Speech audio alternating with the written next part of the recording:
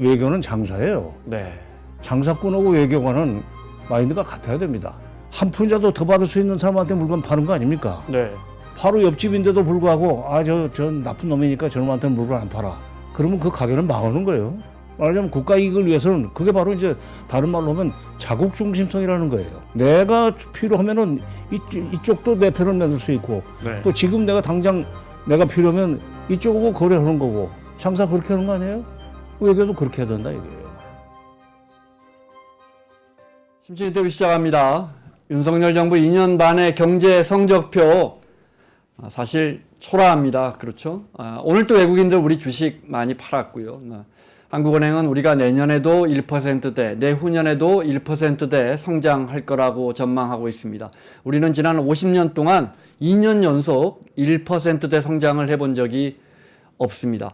무엇보다 지금 정부가 너무 안보에 이념적으로 경제 정책을 연계하면서 경제 관련해서 너무 우리가 실리를 많이 뺏기지 않았느냐 이런 지적 나옵니다. 오늘 안보와 경제 한번 알아보겠습니다. 정세현 전 통일부 장관 자리했습니다. 어서 오십시오. 예. 오랜만에 봬요. 오랜만입니다. 네. KBS에서 보고 지금 여기서 보니까 네. 좀 총평입니다. 윤석열 정부의 외교 정책, 안보 정책 어떻게 평가하십니까? 외교라는 것이 기본적으로 국가 이익을 증진시키기 위한 것이지 않습니까? 이익을 국가 국익을 내셔널 인터레스트를 증진시키는 소위 그 수단이 디플로마시 외교인데 그러려면은 이 가치 외교를 해서는 안 돼요. 가치 외교를 해서는 안 되는데 나는 그전에는 가치 외교라는 말을 사실은 들어보지를 못했습니다. 네. 제가 대학에서 국제정치학을 공부를 쭉 했고 또 공무원 생활을 77년부터 뭐 통일부에서 일을 했지만은 뭐 이렇게 봐서 외교안보 통일 분야인데 네. 윤석열 정부 들어와서 갑자기 가치 외교라는 말이 나오길래 이념 편향성을 그 가치 외교라는 말로 이제 정당화한 거죠.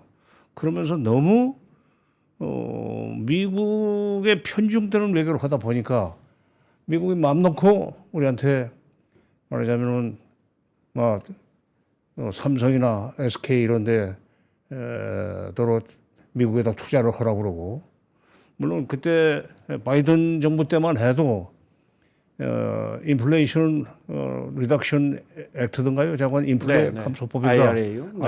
IRA 그걸로 해서 조금 덕을 봤는데 이제 트럼프 정부에서는 그마저 없애겠다고 그러니까 삼성이나 그 SK 같이 미국에 투자를 했던 이 대기업들이 거기서 손해를 보기 시작하면은 그게 바로 이게 본국의 본사에 영향을 줄 거 아닙니까? 네. 아까 조금 전에도 한국은행에서 계속 우리 경제가 내년에도 1% 성장밖에 못 한다고 그러는데 지금 윤석열 정부 들어서서 너무 대미 편향적인 외교 그런 난데없이 경제 안보라는 말을 만들어내고 가치 외교라는 말을 하면서 미국의 입안에 혀처럼 놀다가 트럼프 정부 들어서 가지고 이제 칼을 막 휘둘러대는 트럼프 체제에서 얼마나 큰 불이익을 받을 것인지 이러다가 일본이 마치 30년 동안 장기 불황에 빠졌듯이 그런 식으로 되는 것이 아닌가 걱정이 많습니다. 네. 가치 외교라는 단어에 대해서 왜 좀 부정적이신 거예요?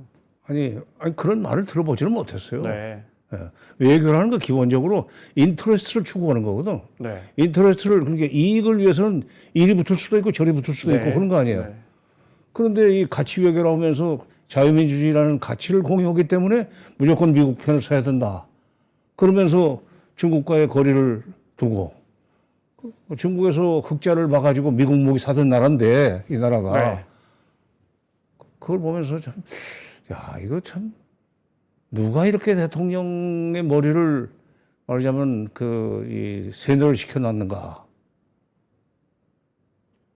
네. 걱정을 많이 했어요. 그나마 이제 탄핵이 됐고 뭐 헌재에서 결론인 한두 달 나겠지만은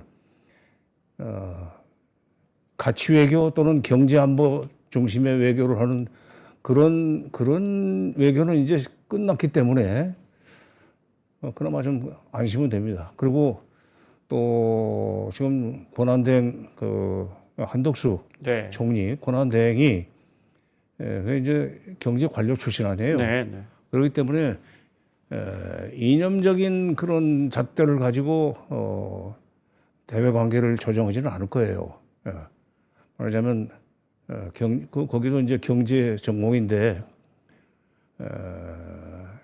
경제적인 소위 그 인터레스트를 극대화하기 위해서 자기가 가지고 있는 전문성을 네. 그나마 그 적극적으로 발휘할 수 있으리라고 몇 달 동안이지만은 그런 점에서 조금 안심은 됩니다. 네. 이번 정부의 가치 외교 하나만 더 여쭤보겠습니다. 말씀하신 김에. 네. 근데 이제 사실 미국이라는 나라가 비단 바이든 행정부, 트럼프 행정부, 바이든 행정부 다 크게 차이 없이 공급망 재편하면서 우리 편에 서라. 그렇죠. 저쪽과 가까이 지내면 뭐 상당 부분 불이익을 주겠다. 뭐 이런 식으로 미국이라는 강대국이 나와서 우리가 안보나 외교를 미국에 대한 쏠림을 피하기는 어려웠거든요. 물론 그 이제 뿌리는 저는 이제 미중 갈등이라고 봅니다. 네. 2010년이 되면서 중국의 GDP 총액이 미국 GDP 총액의 40%가 되고 네. 그러면서 중국이 일본을 제치고 G2로 올라섰어요. 네. 그때 그로부터 한 2년 후인 2012년에 헨리 키신저 박사가 1923년에 태어나가지고 2023년 작년에 돌아가셨는데 그분은 유명한 미국 외교계 대부 아닙니까? 네. 그 양반이 온 차이나라는 책에서 뭐라고 그랬냐면은 2012년입니다. 미국은 지금 디클라이닝 컨트리다. 쇠퇴하는 국가가 되고 있고 중국은 지금 라이징 컨트리 상승하는 국가가 되고 있다 하는 그런 얘기를 하면서 미국이 바짝 긴장하기 시작했어요. 네. 그래서 중국을 견제하기 위해서 여러 가지로 이제 오바마 정부 때부터 그 노력을 많이 했죠. 그래서 네. 그때는 주로 이제 미국이 그때까지만 해도 그러니까 키신저가 그렇게 경고하기 전만 해도 미국이 주로 아프가니스탄 쪽에 그 신경을 쓰고 있었어요. 중동 쪽이죠. 중동은 유럽 쪽에만 주력을 하고 있었는데 중국이 이렇게 치고 올라오는 것을 더 이상 놔둬서는 소위 동아시아에서 미국이 차지하고 있는 패권을 마저 뺏길 것 같으니까 아시아로의 귀환이라는 리턴 투 에이시아 또는 피벗 투 에이시아 이런 정책으로 나왔는데 그거를 이제 이어받아 가지고 트럼프 정부에서는 이제 당시 아베 일본 총리의 그 아이디어를 빌려가지고 인도 태평양 전략이라는 걸 추진하기 시작하지 않습니까? 네. 바로 그렇게 되면서 미중 간의 갈등이 이제 노골적으로 경쟁이죠. 말하자면 근데 그 싸움이 최종 목적은 외교적인 패권을 유지하기 위해서는 거고 미국은 동아시아에서 가지고 있던 2차 세계대전 이후 중국은 미국이 가지고 있는 패권을 좀 나눠 갖자는 그런 식으로 이제 네. 경쟁이 붙기 시작했는데 미국의 힘이 딸리니까 혼자서 중국을 견제하지 못하는 관계로 미국의 동맹국들인 일본, 한국, 호주, 뉴질랜드 이런 나라를 끌고 인도 태평양 전략이라는 스크럼을 짜고 지금 중국을 압박해 들어가는 상황인데 네. 그건 미국이 자기네 국가 이익을 위해서 지금 하는 일이라면 우리가 무조건 따라갈 일은 아니죠. 일정한 거리를 둘 수도 있어요. 예를 들면 이제 베트남도 처음에는 미국 편을 끌어들이려고 그랬는데 베트남은 일찌감치 미국과 손절을 하고 우리는 지리적으로 중국과 연결이 됐기 때문에 미국 편에 못 쓴다는 걸 분명히 했죠. 인도도 그렇고 우리도 북한이라는 나라를 머리에 이고 있고 북한과 중국이 밀접한 관련이 있기 때문에 인도 태평양 전략에 우리가 적극적으로 참여할 수 없다는 식으로 처음부터 선을 긋고 나왔었어야 되는데 네. 너무 그냥 그 가치 외교다 무슨 뭐 경제 안보다 하는 그 미명하에 미국이 하자는 대로 하다가 지금 권한대행 체제에서는 노선 바꾸기가 쉽지는 않겠지만은 어쨌건 2025년에 한국 경제가 굉장히 스타트는 어렵게 할 수밖에 없는 상황이 지금 됐고 그게 지금 윤석열 정부의 업적 아닌 업적이 돼 있습니다.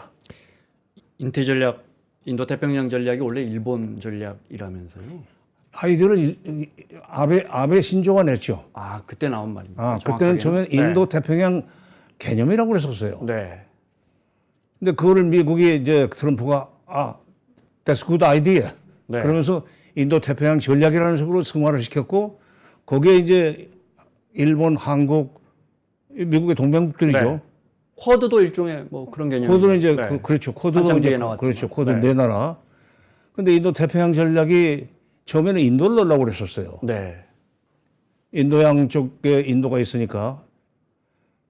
그런데 인도가 이제 거기서 빠져나가니까 쿼드라는 걸로 해서 또 다시 또 중국을 압박해 들어가려고 그러는데 그것도 잘 안 되니까 난데없이 이제 또 뭐 저 멀리 있는 뉴질랜드가 무슨 죄로 중국 압박하는데 미국 편에 섭니까? 그래도 전통적으로 친미 국가이다 보니까 지금 줄을 섰는데 아무리 지리적으로 미국 아니 정치 외교적으로 경제적으로 미국과 가까운 한국이라 할지라도 그동안에 우리가 중국에서 돈을 벌어가지고 미국 무기 샀던 나라 아니에요. 네. 중국에서 흑자를 봐서 미국 무기를 비싼 무기를 사서 안보를 유지하던 나라인데 그렇다면 우리는 당신의 무기를 사기 위해서라도 중국과의 경제 관계는 그대로 유지하는 것을 인정을 해라. 말하자면 영어로 쓴다면 디커플링은 우리는 어렵다. 네. 디리스킹 쪽으로 가겠다 하는 식으로 처음부터 하고 나왔어야 되는데 일본은 그렇게 하지 않았어요.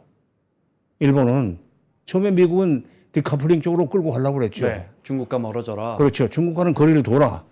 근데 일본 총리는 살살 이제 중국 땡기면서 디리스킹이라는 말을 하고 또 저쪽에 유럽 쪽에 있는 뭐 프랑스나 독일에도 이제 그런 식으로 중국을 압박해 들어가는데 동참하라고 했지만 그쪽에 마크롱 대통령이나 서독의 숄츠 총리도 중국에 가서 시진핑 만나가지고 하여튼 우리가 미국과 가까이 하면서도 중국과의 관계는 그대로 끌고 갈 테니까 우리하고는 계속 관계를 유지해 나가자는 식으로 거리를 뒀단 말이에요. 네. 왜 우리는 그걸 못하냐 이거야. 네.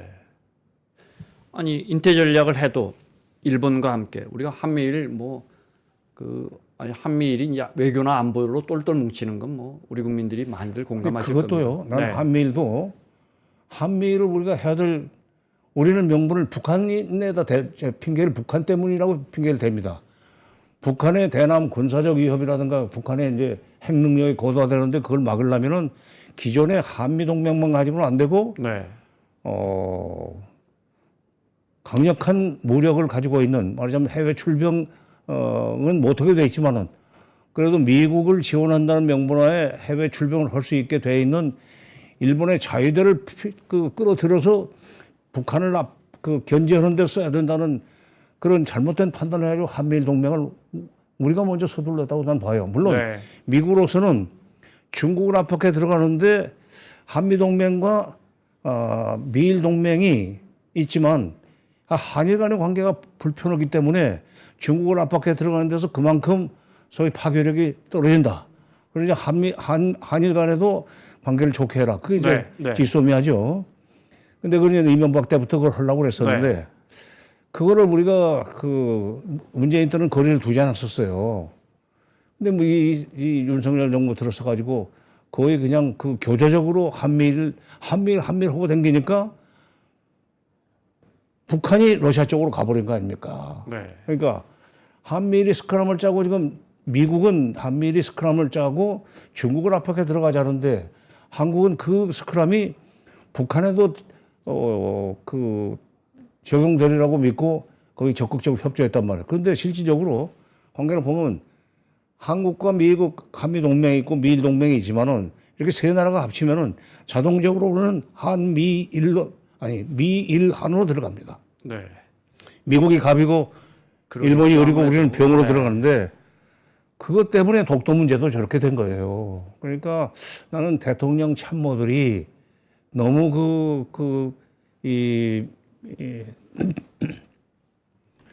소위 자국 중심성이 있는 외교를 해야 된다는 철학이 없이 이제 친미만이 우리 살 길이다. 6.25 직후에는 그게 맞는 말이었었어요. 근데 지금 세계 10대 경제 대국이 됐고 군사적으로도 우리가 지금 6번째 국가입니다.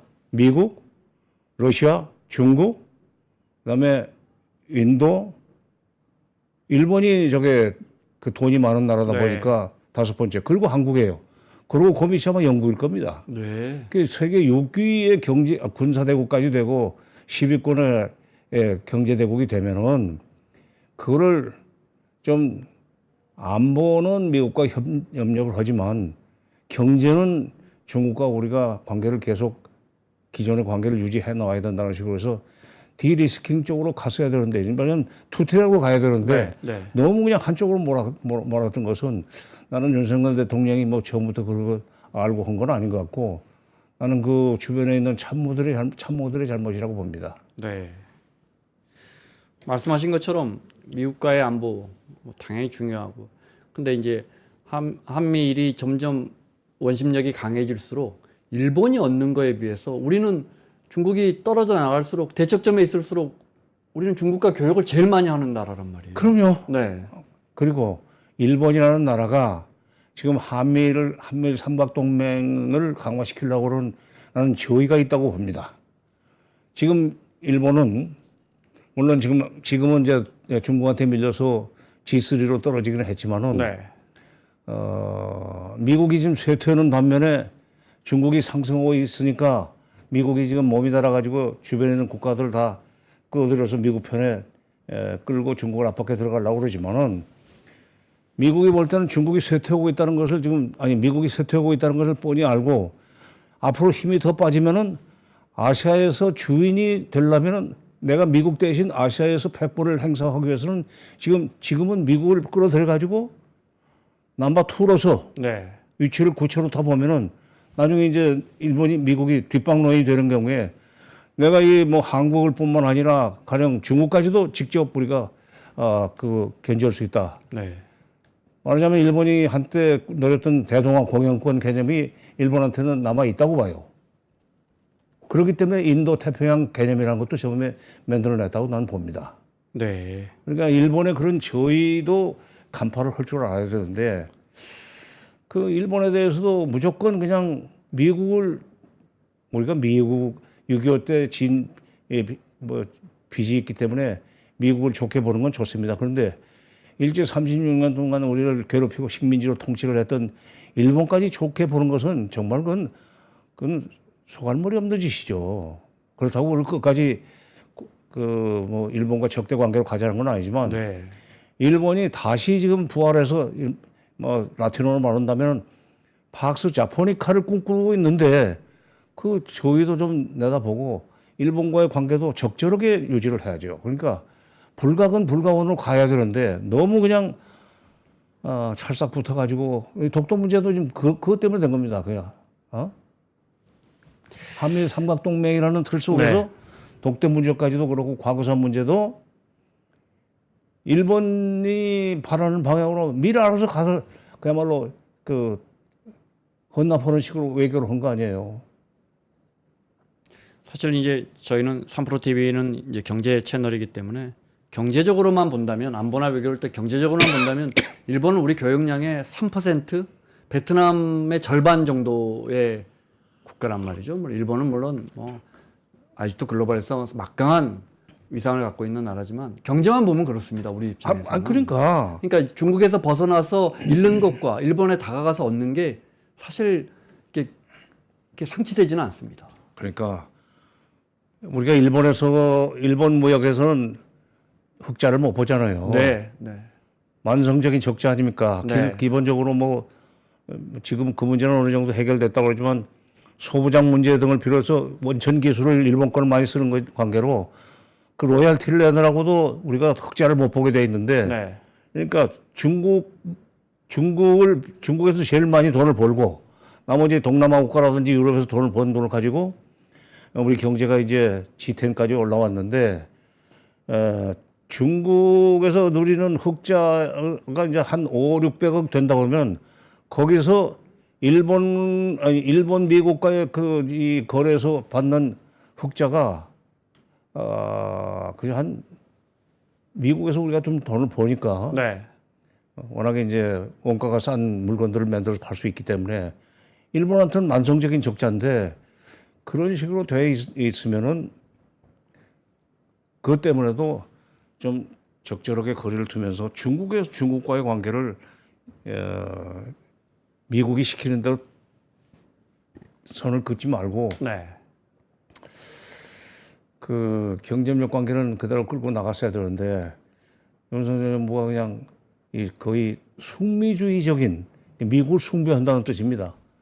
숙미주의적인 외교를 하다 보니까 뭐 가치 외교니 무슨 그런 말까지 만들어내면서 미국, 일본, 한국에서 갑을병에 우리가 병의 신세로 전락을 하고 일본한테는 뭐 경제적으로 앞으로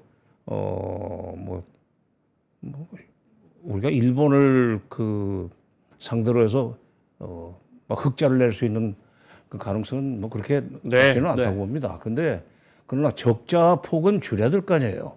그러려면 거리를 좀 둬야 된다 이거예요. 경제 전문가 앞에서 내가 아닙니다. 네. 앞서 말씀하신 것처럼 근데 이 동남아 국가들 베트남이나 뭐 인도네시아 같은 큰 나라들 뭐 베트남뿐입니까? 태국이나 또 특히 인도 이런 나라들 보면 참 중국에 붙었다가 미국에 붙었다가 이걸 참 잘합니다. 잘하는데. 바로 그거예요. 그러니까 네. 인도라는 나라가 이제 미소 대결 시대에 이제 비동맹 인도하고 인도네시아의 그 인도의 네루하고 인도네시아의 그 수카르노 이렇게 해서 비동맹 외교라는 걸 시작을 하고 네. 그 인도가 이제 그렇게 비동맹의 이제 맹주처럼 됐었는데 냉전 시대에도 그때 그 보니까 중국과 소련 사이에서도 중국 편에도 섰다가 소련 편에도 섰다가 이익이 되는 쪽으로만 서요. 근데 그것을 한쪽으로 무슨 뭐 왔다 갔다 한다는 식으로 그 볼 건 아니고 이익이 남으면은 소련 편도 되는 거고 또 소련에서 득을 못 보는 대신 중국에서 경제적인 이득을 챙길 수 있고 외교적인 이득을 챙겼으면 중국 편에 서고 그러는 거죠. 왜 우리는 그걸 흉내를 못 내냐 이거예요. 그런데 이제 우리는 분단 국가고 엄연하게 북한이라는 위협적인 존재가 있고 또 미군이 주둔하고 있고 그래서 아무래도 그런 나라들과는 상황이 다르다. 이 주장은 어떻게 보십니까? 분단 국가이기 때문에도 나는 말하자면 한쪽에 편향된 외교를 하는 것보다는 지금은 북한과 중국 사이의 관계가 좀 멀어졌지만은 워낙에 한미일 삼국동맹이 그냥 북한을 밀어붙이니까 북한이 이제 러시아 쪽으로 가서 붙어가지고 북중 관계는 조금 소원해졌습니다. 지금. 네. 그러나 전통적으로 말하자면 북한이 정권을 수립하고 중국이 국가 정권 수립한 이후에 북중 관계는 가장 가까운 나라였었어요. 네. 6.25 전쟁에도 참전을 했고 그리고 영향력이 가장 큰 나라였었습니다. 경제적으로도 많이 도와줬어요. 바로 그러기 때문에 그런데 중국이 가난할 때는 그렇게 했었는데 중국이 돈을 벌기 시작하면서부터는 이익을 찾아서 이 관계를 조정하는 식으로 나라가 이제 이미 외교를 그렇게 표현하고 있으면은 북한에 대한 북한의 소위 대남 그 위협 정도를 감소시키기 위해서라도 북한한테 가장 영향력을 많이 행사할 수 있는 중국과의 관계를 우리가 적절하게 관리하는 그건 왜 생각 못하냐 이거야. 중국과의 관계가 좋아질수록 오히려 난처하고 짜증나는 사람은 김정은이다. 그렇죠. 그러니까 중국 전통 외교의 방법으로서 이의제의라는 말 있잖아요. 네.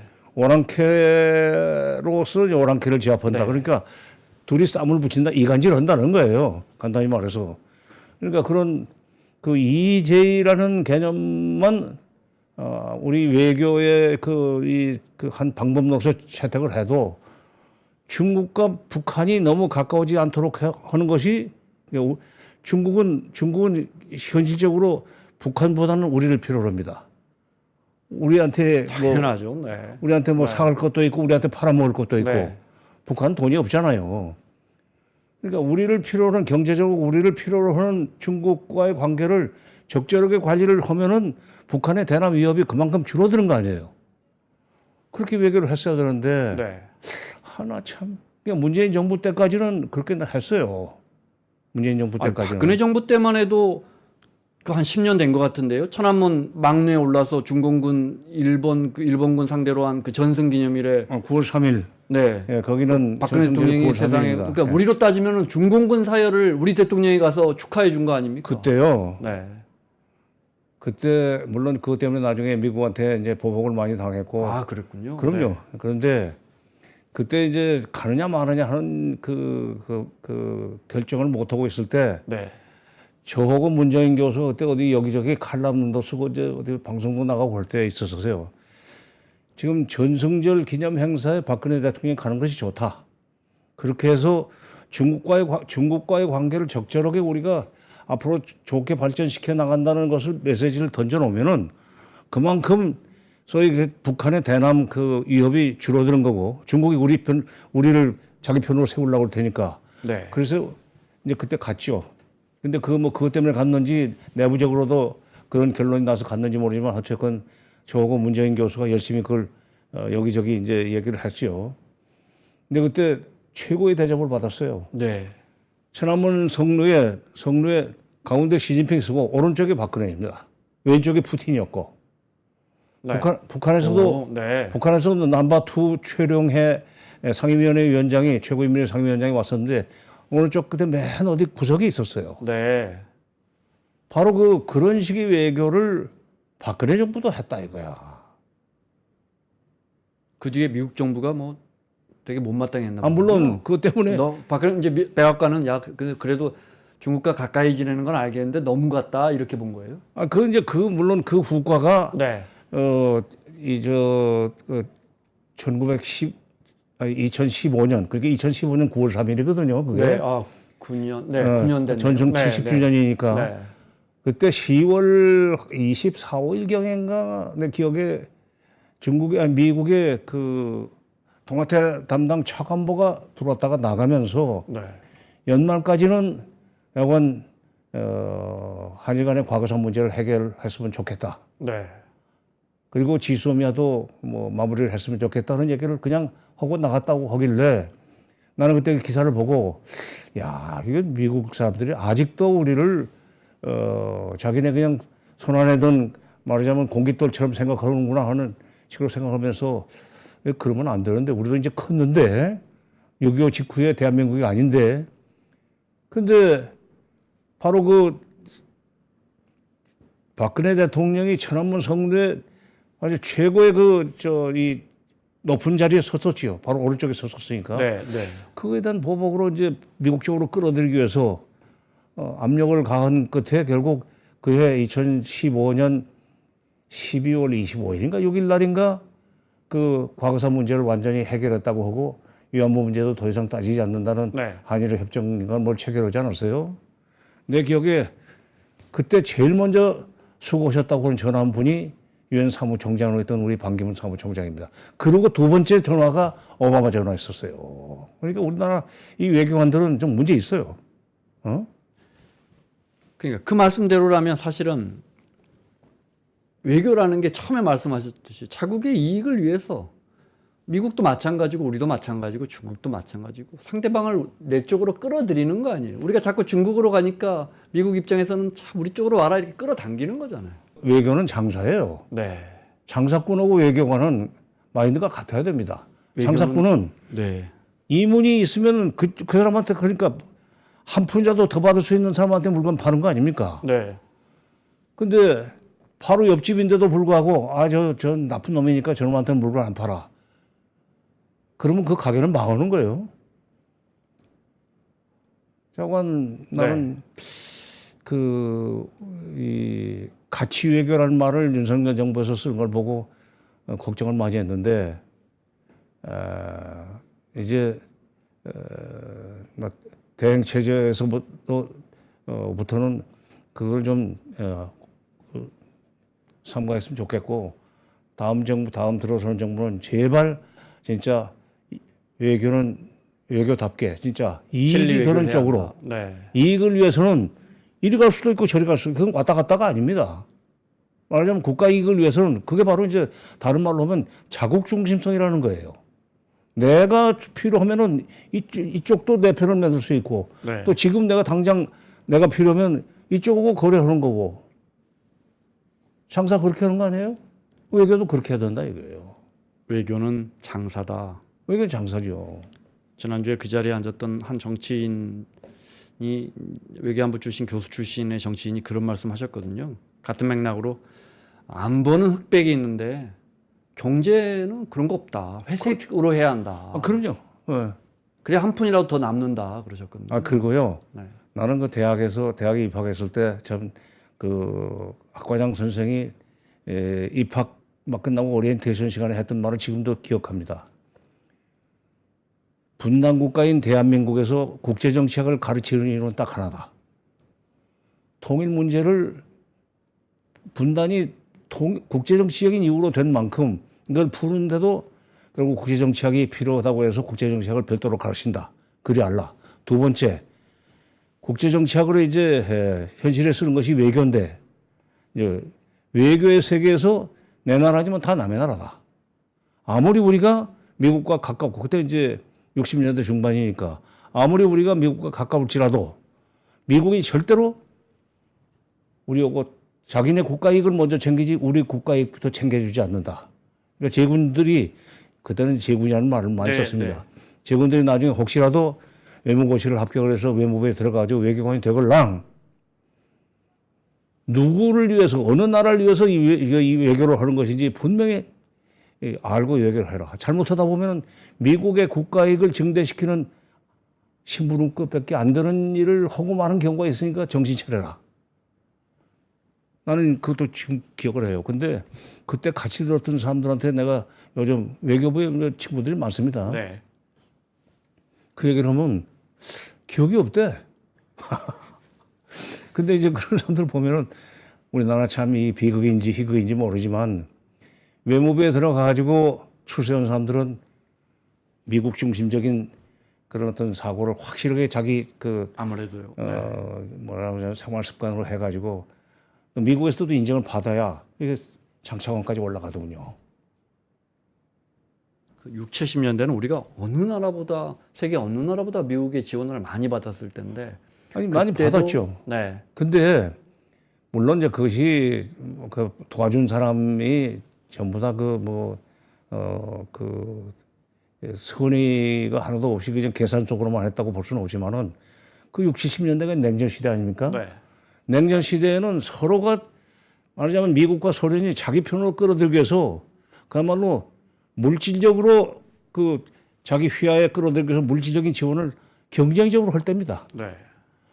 미국이 우리를 그렇게 적극적으로 도와주지 않으면은 말하자면은 뭐 소련 편에 가서 붙을 수도 있고 그러니까 그 뺏기지 않기 위해서 고객 관리 차원에서 그랬던 거고 네. 그렇게 하면서 미국이 이제 슈퍼파워로서의 말하자면 헤게모니를 계속 유지를 했죠. 네. 그러니까 우리를 도와주는 대가로 우리를 완전히 이제 자기네 세력권 말하자면 나쁘게 말하면은 자기 난 가끔 국제 정치라는 건 꼭 조폭의 세계하고 똑같다 하는 얘기를 하는데 조폭의 세계에서 자기 말하자면 일본 말로 하면 꼬봉들은 조폭의 그 보스가 몇 개 살리는 거 아니에요. 네. 그 외교는 그 이상도 그 이하도 아니라고 봐요. 그러니까 우리가 그때는 그렇게 해서 살 수밖에 없었어요. 근데 이제 세계 10위 경제 대국이 됐고 군사적으로 6위 군사 대국이 되고 했으면은 옛날에 미국이 우리 도와줬기 때문에 지금도 우리가 그들이 하라는 대로 맹정을 해야 된다는 정도는 벗어나야 된다는 거 아니에요. 그러니까 초등학교, 중학교 때까지는 부모가 시키는 대로 하지만 고등학교 때부터는 자립하는 학생들도 있지 않습니까?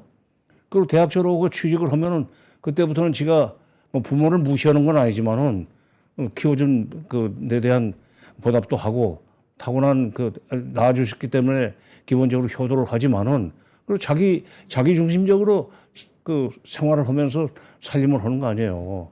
아까 말씀하신 것처럼 이 한중일의 이 관계가 강화될수록 상대 측면에 있는 더 튕겨 나갈 것이고, 그렇죠? 그러면서 북한이 굉장히 러시아에 가까이 가도 극단적으로 이제 뭐 파병까지 해버렸단 말이죠.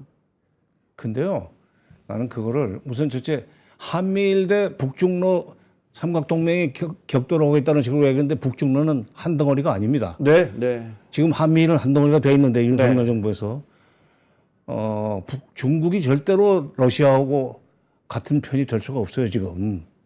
과거에도 그 모택동 스탈린 시절에는 모택동이 꼼짝 네. 못했지만은 스탈린 죽고 나서 후르시초프 때부터 중소 분쟁이라는 게 시작이 되지 않았습니까?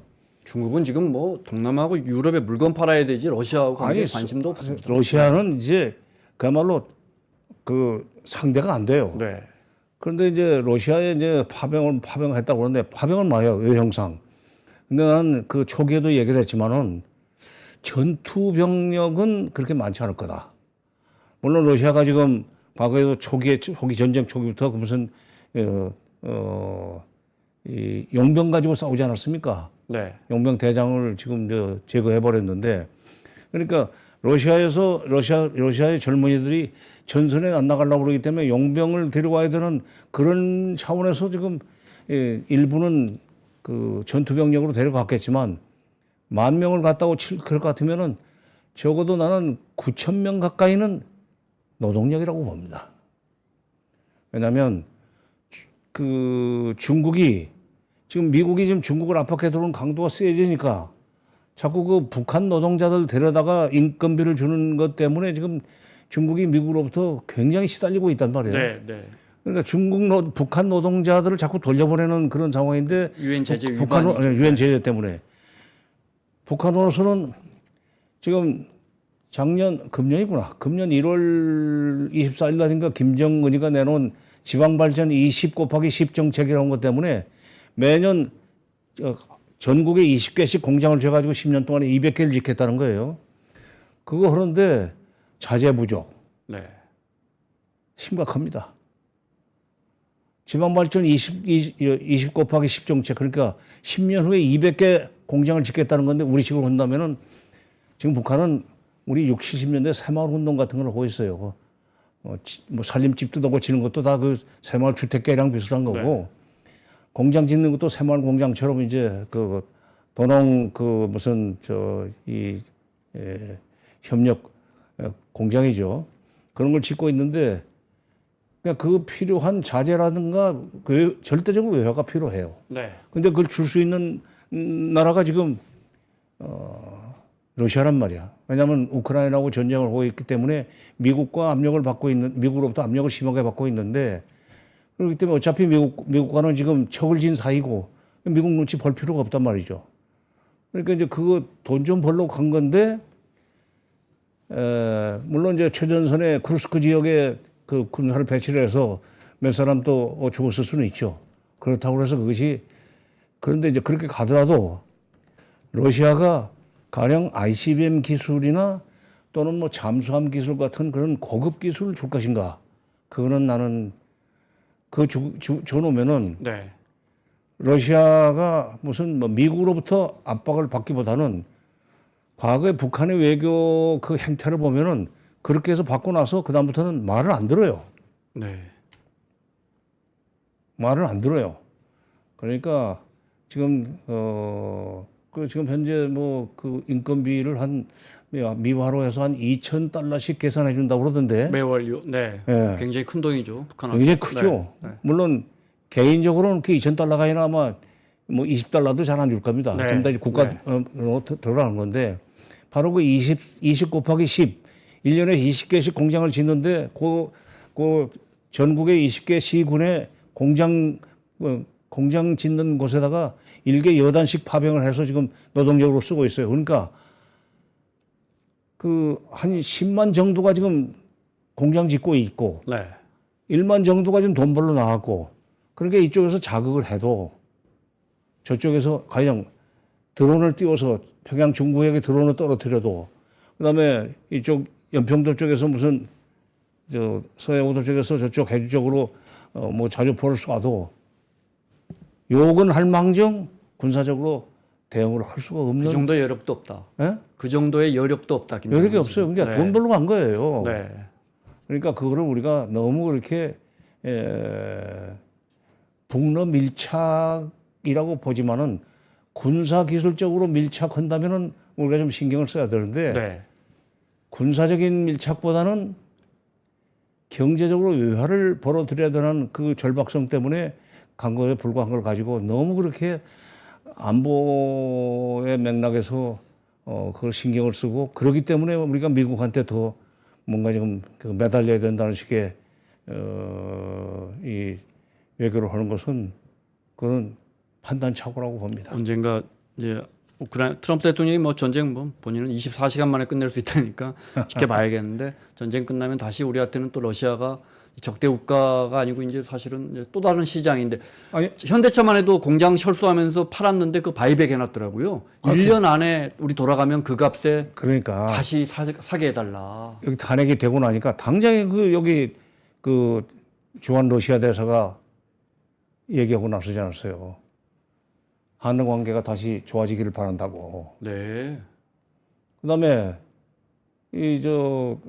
윤석열 정부가 그러니까 반로 반중 정책을 노골적으로 그 전개하면서 미국 쪽으로만 붙어 있었는데 한미일 상막 동맹만 강화했었는데 이렇게 되고 나니까 탄핵이 되고 나니까 중국에서도 물론 윤석열 대통령이 12일 날 담화에서 중국을 심하게 자극하는 그런 발언을 하는 데 대해서는 유감이라고 표명을 했지만은 그러나 중국 쪽에서도 은근히 지금 이제 새 정부는 그렇게 대미 편중적으로 나가거나 또는 대중 그 적대적인 관계로 나가지는 않을 거다. 그렇다면은 기다려볼 필요가 있다. 사실 지난 8월에 이미 한국 사람들한테 중국 여행을 비자를 노비자를 풀지 않았어요. 갑자기 풀었어요. 그게 지금 네. 우리 다시 가까워지자는 얘기거든. 말하자면 디커플링이 아니라 디리스킹을 하자는 조치를 중국이 먼저 취한 건데 그러면 그것을 바로 채택을 했어야 되는데 윤석열 정부로서는 윤석열 정부의 대외 정책의 정체성 면에서는 그걸 받아들일 수는 없는데 네. 뭐 그나마 불행 중 다행으로 이렇게 이제 대행 체제를 통해서 새 정부가 들어서게 돼 있는 상황에서는 중국과 러시아가 기다리고 있는 것을 이것을 잘 활용하기 위해서 지금부터 준비를 해야 됩니다. 보수 진영에서는 진보정 반대로 진보 정부 때 보면 중국과 관계 좋아지는 건 좋은데 남북 관계 개선되는 거 좋은데 정작 또 중국과 북한에 대해서는 쓴소리 한 번도 못하지 않느냐 또 이런 지적합니다. 이건 어떻게 아니 보십니까? 근데 네. 나라와 나라 사이 관계를 이제 외교라고 하지 않습니까? 외교라는 것은 상대방한테 쓴소리를 하는 것보다는 자관 어떻게든지 그걸 구슬리고 구워 삶아서 말하자면 다른 말로 하면 매니지를 해나가는 것이 외교란 말이죠. 네. 이쪽 가서 좋다, 저쪽 가서 좋다. 그렇지. 네. 예. 아니 내가 아까 외교를 장사에 비유했지만 장사하는 사람이 누구한테 쓴소리 해가지고 먹고 살아요 그게? 중국한테 잘해주고 북한한테 잘해줬는데 쓴소리 한번 못했다. 쓴소리 해가지고 그 북한이 화를 내가지고 가령 총소리가 나게 만들면 그 우리 국민들이 불안해지는 거 아니에요. 중국한테 쓴소리 해가지고 그쪽에서 너희들 물건 안 사 하면은 그다음에 너희들 여행하는데 우리가 제한 둘 거야 하면은 우리 국민들이 불편한 거 아니에요. 쓴소리를 하는 것은 외교에서는 아무런 의미가 없는 거예요. 국가적으로도. 아니 인간이 살아가는데 처세하는 데서도 아무나가 아니라 뭐 그냥 그럭저럭 잘 지내면 되지. 꼭 누구한테 쓴소리를 하면서 살아야 됩니까?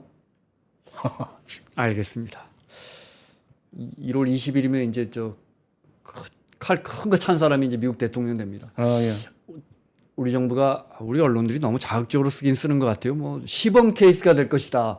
또 무주공산 우리 정치력이 없는 상황에서 한국이 트럼프 대통령이 취임하면 뭐 시범 케이스가 될 것이다 이런 기사를 봤는데 참 하여튼 대비는 해야죠. 아마 설마 했는데 캐나다하고 멕시코 때리는 거 보니까 우리도 보편관세 최소 10%는 때릴 거다. 오늘 아침 조간들이 또 일제히 그렇게 썼던데 예. 트럼프라는 이 스트롱맨은 우리가 어떻게 아까 매니지먼트 이야기하셨잖아요. 어떻게 우리 외교가 우리 안보가 어떻게 매니지먼트를 해야 합니까? 네, 트럼프를 우리가 이제 트럼프 일기에서 한번 겪어보지 않았습니까? 네. 진짜 불가칙성이 높아요. 진짜 자루 속의 개구리 어디로 튈지 모른다는 속담이 있지만은 그러나 그 사람은 어떻게 보면은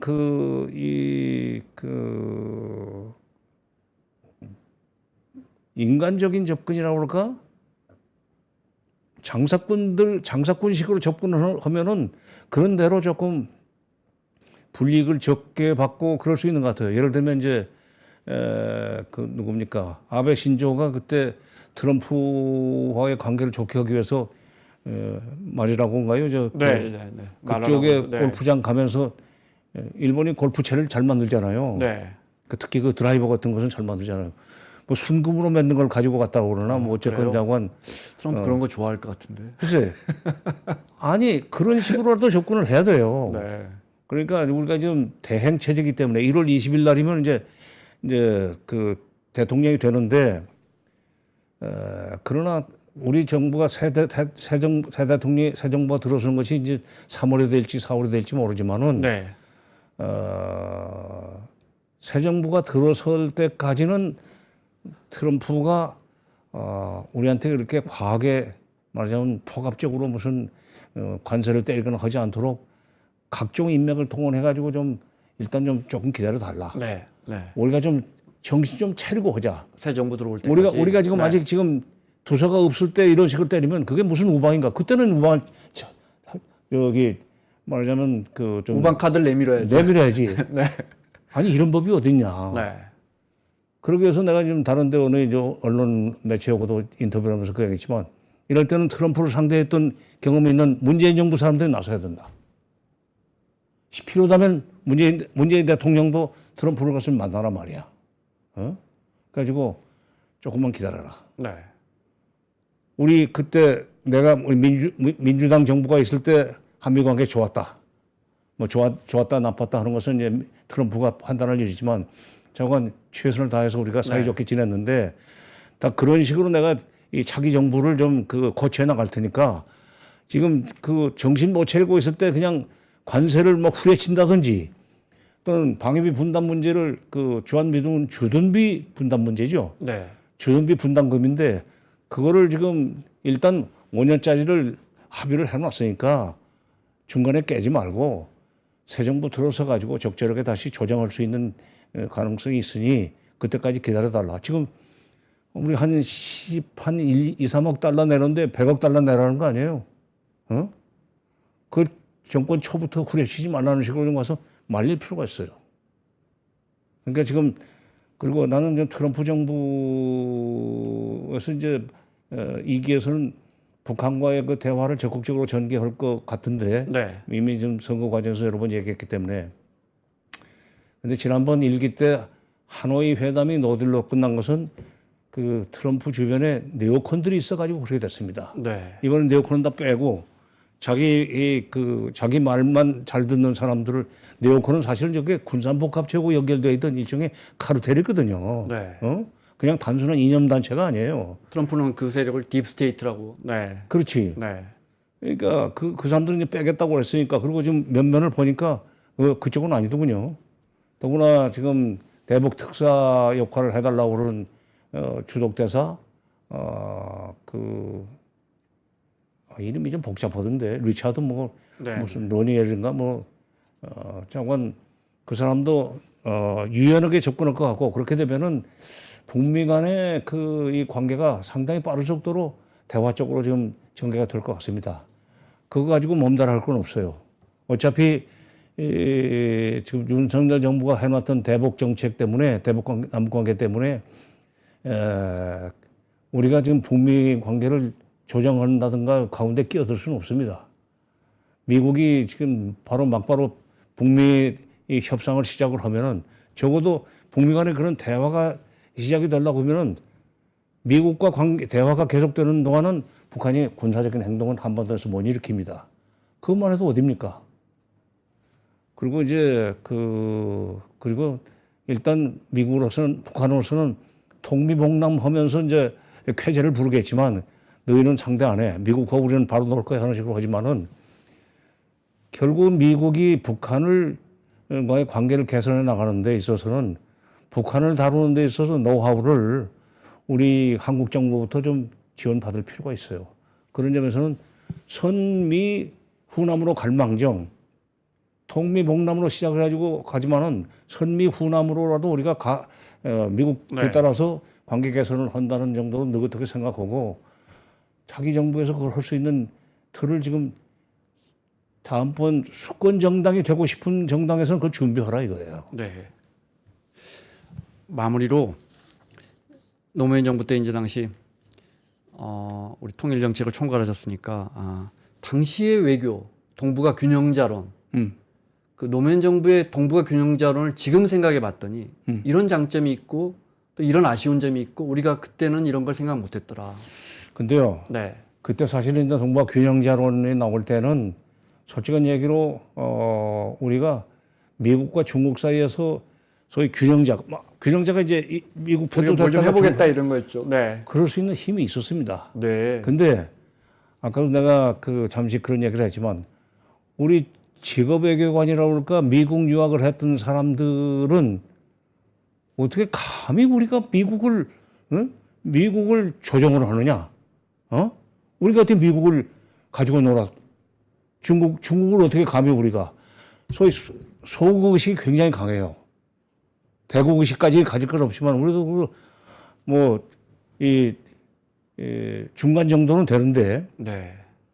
말하자면 OECD 가맹한 지도 오래됐고 세계 10위 그때는 10위권을 못했지만은 중소강국은 되는데 그렇기 때문에 미국과 중국 사이에서 우리가 그 적절하게 등거리를 유지하면서 미국과 중국과의 관계를 균형 잡아준다는 핑계를 대고 우리가 이쪽에서도 챙기고 저쪽에서 챙기자는 것이 균형자론이었다고 나는 봅니다. 네. 그런데 그때 그 외교 쪽에서 어떤 얘기들이 나오냐면 감히 무슨 밸런서야 밸런서는 건방지게. 그래서 그때 나중에 이제 송민순 씨가 안보실장으로 들어갔다가 나중에 그때 안보부 장관이었나? 그러다가 이제 외교부 장관 나오지 않았어요? 네. 그 즈음에서 송민순 장관이 나중에 그때 이제 모더레이터, 조정자라는 식으로 조금 바꿨었습니다만은 사실 그때 우리가 미중 간의 균형자 역할을 하겠다고 했을 때 국민 여론이 그러니까 보수 쪽에서도 그래 할만해 하고 밀어줬으면은 여러 가지로 국제적인 지위는 훨씬 더 올라갔었을 겁니다. 근데 그때 미리 감히 어떻게 우리가 포기를 한 바람에 죽도밥도 아닌 것이 됐죠. 여기까지 듣겠습니다. 자, 오늘 윤석열 정부 2년 반의 외교 정세현 전 통일부 장관과 함께 여기다 세워놓고 이 얘기. 제가 책 소개를 잠깐 부탁드릴까요? 제가 질문지에서 마오쩌둥의 국제정치사상 우리가 지금 2024년에 마오쩌둥의 국제정치사상에서 배울 수 있는 그래서 읽어야 되는 이유가 부제가 미중 대결 시대 시진핑 외교 전략의 뿌리라는 부제를 가지고 있습니다. 근데 아까도 얘기했지만 키신저가 미국은 디클라이닝 컨트리 쇠퇴하는 국가고 중국은 라이징 컨트리 상승하는 국가라고 얘기를 한 뒤에 미국이 지금 인도 태평양 전략으로 중국을 압박해 들어가잖아요. 트럼프 2기가 되면은 그 인도 태평양 전략을 통한 미국의 대중 압박은 더 강해질 겁니다. 반면에 중국은 계속 지금 경제력이 좋아져 가지고 미국 GDP 총액의 70%를 넘은 지가 지금 벌써 한 3, 4년 넘었어요. 곧 미국과 멱살잡이를 할 만큼 컸습니다. 이렇게 되면은 미중 그 갈등 대결이 바로 그 심화되는 데가 바로 이 한반도 주변이에요. 이럴 때 우리가 미국 편에도 서고 중국 편에도 서려면은 미국은 우리가 좀 안다고 치고 중국에 대해서는 잘 몰라요. 솔직한 얘기로. 그래서 나는 제가 마침 이제 박사 학위 논문을 모택동의 대외관 전개에 관한 연구라는 걸 썼는데 그걸 다시 뒤져보니까 시진핑 외교 전략의 뿌리라 하는 여러 가지 뿌리라고 연결시킬 수 있는 얘기들이 많이 있어요. 모택동 사상 속에. 그걸 이번에 새로 책으로 하나 냈습니다. 그러니까 중국을 알아야 우리가 거의 중국한테 밀리지 않고 중국과 미국 사이에서 아까도 얘기했듯이 균형자 역할을 할 수 있다고 나는 보고 그러려면은 중국을 알아야 된다는 차원에서 이걸 하나 만들었는데 이 책 표지를 너무 진하게 해가지고 조금 무섭게 생겼어요. 근데 하여튼 미국이 지는 국가고 디클라이닝 컨트리고 중국은 라이징 컨트리고 중국에서는 또 무슨 표현을 쓰냐면 동승서강 동쪽은 또 오르고 있고 서쪽은 지고 있다.